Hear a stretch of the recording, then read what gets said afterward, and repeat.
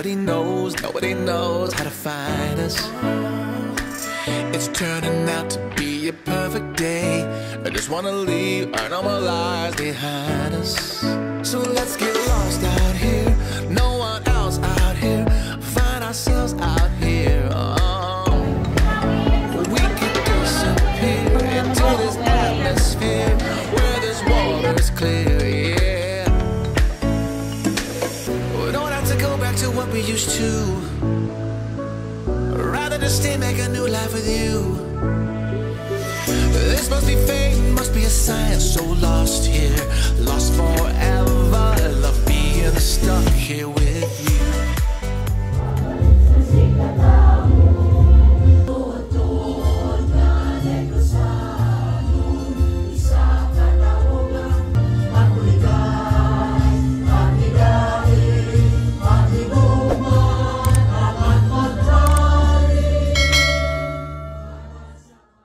A few minutes later.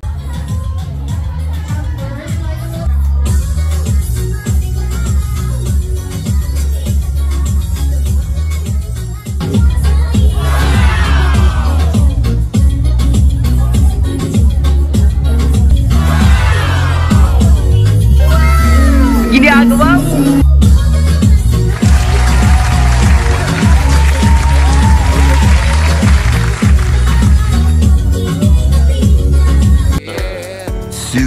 After.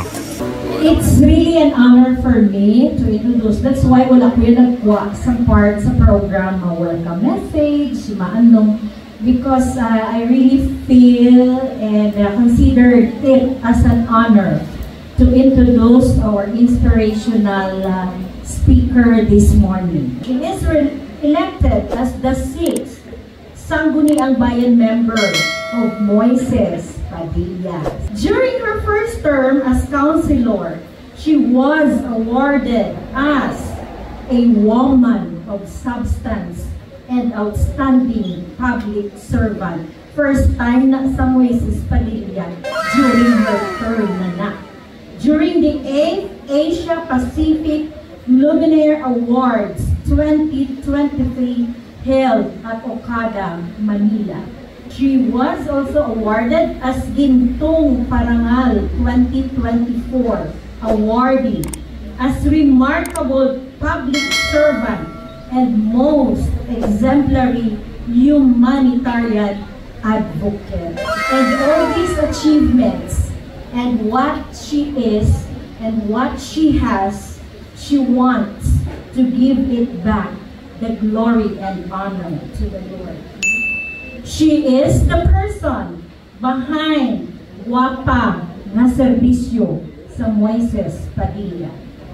My dear campers, teachers, let's give a big round of applause to our speaker this morning, commonly and fondly called SB Beauty Nazareno, the faithful self talks to So let's get lost down here, no one else.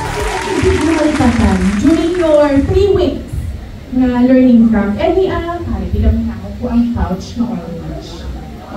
Diba? So there's no wrong answer, dear students, ha? Just share your experience. Ano hindi nyo malipatan sa 3 weeks nyo, be? Ano binanalamian nyo? Nag-feeding? Jenna. Good morning, Jenna. Sige, Jenna. So, ano ang pinipili naman namin? Oh, storytelling. May storytelling. Very nice.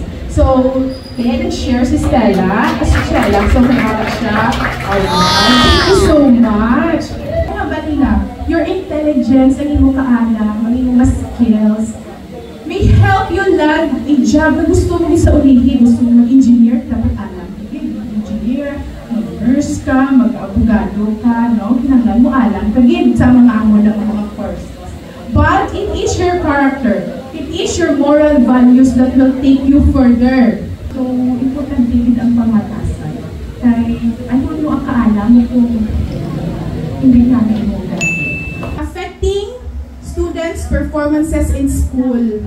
So, may mga challenges. Ano ang mga na-identify ninyo nga mga factors nga nag-aapekto sa performance ng ating mga students? Literacy and numeracy. That's why you are having this NLC program to address that problem. Another is health problems, family problems, and then the distance from school to their home. The capacity to learn is a gift. The ability to learn is a skill. And the willingness to learn is a choice. So magabagit ang capacity to learn, ano na siya, ano sila capacity to learn. Easy ka maka-absorb sa inyong lesson. Gamo ka ma-store sa imong brain, sa imong memory. The ability to learn is a skill ko, no? So ano naman yung botsing ganon? Diba? Skill is an applied knowledge. So natunan mo, din-apply nimo, din-obra nimo, no? Ang imong natunan. And last, the willingness to learn is a choice. So if gusto mo nga ma-acquire ang atong gift, gusto mo ma-learn ang atong ability to learn is a skill. So first, ano gikuno ang importante dapat anay? May ara ka dapat willing ka gid mag-learn. Imo gid gusto. Parehas kay Daniel. Wala pinagpilit sa iya. Iya gid gusto niya makatula. A few moments later. Can you be a good student? Yes, I can. Can you be a good student? Yes, I can. Like it last, can you be a good student? Yes, I can. Very good. These are challenges of school year 2024-2025. And I will end my message with this quote. If you are not willing to learn, no one can help you. But if you are determined to learn, no one can stop you. God bless completers. To God be the glory. So let's get lost out here. No one else out here. Share to the NLC campers, 2024 and SSLG officers, school year 2024-2025, as speaker and inducting officer later during the NLC completion and oath-taking ceremony. Do hereby solemnly swear that I will faithfully discharge to the best of my ability the duties and responsibilities of my present position.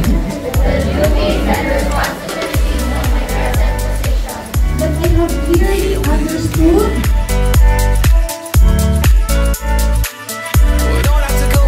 we used to. Rather than stay, make a new life with you. This must be fate, must be a sign. So lost here. Soon lost after. So let's get lost out here. No one else out here. Find ourselves out here. We could disappear into this atmosphere where this water's clear. Yeah.